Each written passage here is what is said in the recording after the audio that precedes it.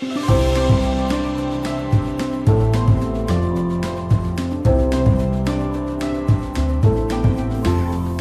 was a great guy.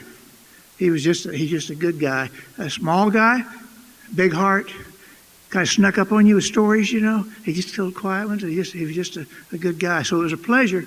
As Jay said, I did call Barbara. Is it okay if I tell Connie's story? And I am going to tell it, but I'm not going to do it exactly like the book because you need to read the book. Go buy the book. But I'm going to try to give the essence of it. But she said, we need to get Connie's story in the book. And she said, well, I typed up all his stories. I think I got it somewhere. And so she went and dug it out, and Ted Parker said he would help edit it since Connie wasn't around to work on that. So I appreciate getting Connie in there because he's pretty important. He also, by the way, worked on both sides of the border. He spent 7 years teaching in Texas. He was a music teacher as well as many years. But he's particularly proud of his military service. When he retired from the reserves in Oklahoma, he was a lieutenant colonel. So he had been around for a while doing it. In fact, that kind of ties into the story a little bit. Connie said in the mid-'60s or sometime, he was watching television with his family. And there was a special came on, the public television station out of Oklahoma City, about the spaghetti harvest in Italy. And he got excited because he said, kids, look, this is about the spaghetti harvest in Italy, and I want you to know I was there for the big one in 1947. In 1947, Connie had just joined the Army. And he said, that's a really good time to join the Army because the war is over. Nobody's shooting at anybody. That's the great time. And he said he was in a medical unit. And he said that's a great time to be in a medical unit because you don't have to bandage any wounds. It's just like, he said, it's like take 2 aspirin and call me in the morning type of deal. So he thought, plus he said, all the military people were going home. So that opened up all these jobs and you could be promoted all the way up real fast. So he had lots of positive things. So he got on a troop ship somewhere on the East Coast. And for several days they sailed over and they landed in a port called Canard, Italy. Evidently it's a little small town. He said it was smaller than Bug Tussle, Oklahoma. And you can imagine what Bug Tussle, Oklahoma might have been like. But they were on the ship for a couple of days before they let them off, probably because they were trying to arrange transport. He said there were about 400 military folks on the ship, replacing people that were going back to the States. But they finally got off. And they were there on the dock.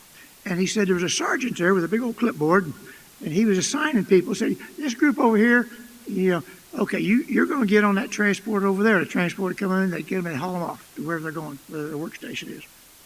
And they kept doing that.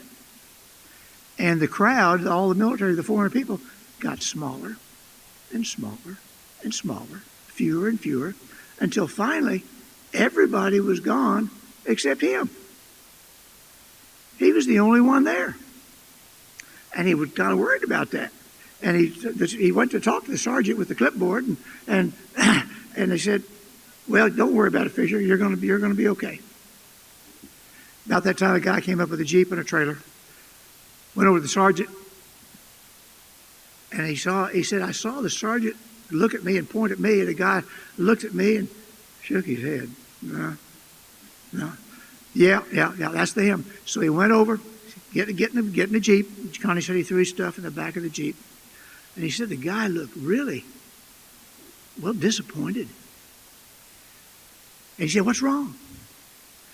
He said, well, the captain picked you from a list. And on the list, your name is Connie. We were expecting a woman. We were looking forward to the smell of perfume.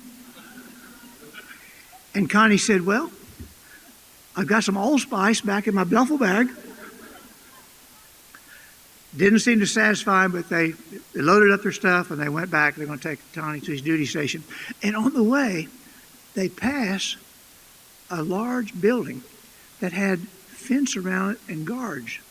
And Connie said, what was that? What is that over there? And he said, well, that used to be where we stored prisoners back in the war.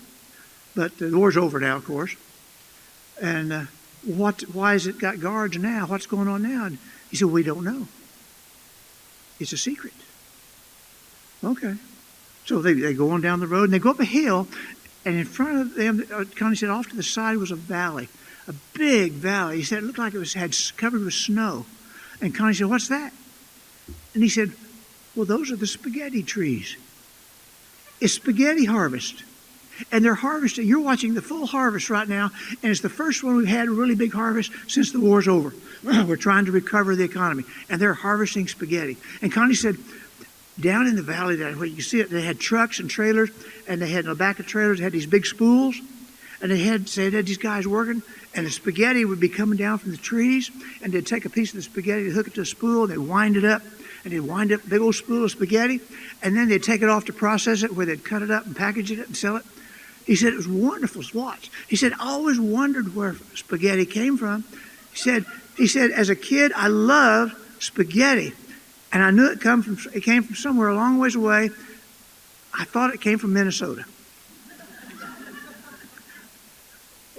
But he learned something. Anyway, he went on to his duty station. He was working there for a few weeks. It was him and a driver and a sergeant and a local medical doctor. And they got a call one day. We've had an emergency at that secret place. He said, we had some scaffolding fall, and several guys got hurt. There may be some broken arms. We're not sure.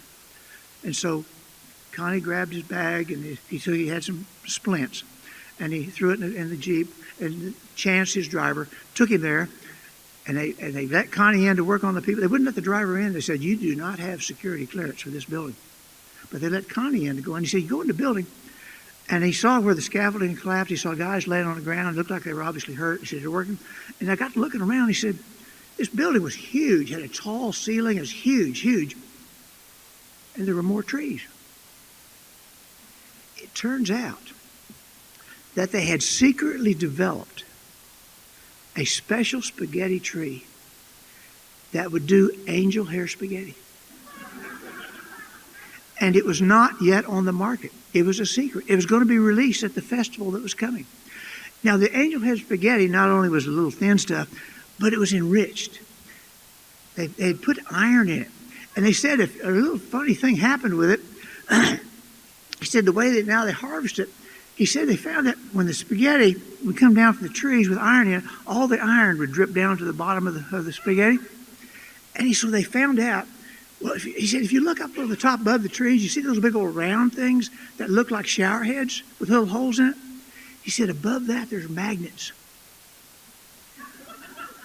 And they discovered when they turned those magnets, that angel hair spaghetti goes right up through the holes, and they cut it off, and they wrap it up, and they take it and process it, and they sell it, and it's going to be released at the big festival. And that was the big secret. Well, a couple of weeks later, they did have the festival. They did release the angel hair spaghetti. He did. Sonny said, well, the old guys, they thought it was not right. You know, that's a new product. We don't want that one. But it was a success everywhere else. And that's how Connie learned about angel hair spaghetti and where spaghetti came from. And he said, if you do not believe this tale, he said, there's a test. He said, get you a magnet. And you go to the store, to the spaghetti section, and you find this angel hair spaghetti. And when you put the magnet there, if the magnet does not attract the spaghetti, there's a simple explanation. It's not true, authentic Canard Italy spaghetti. Thank you very much.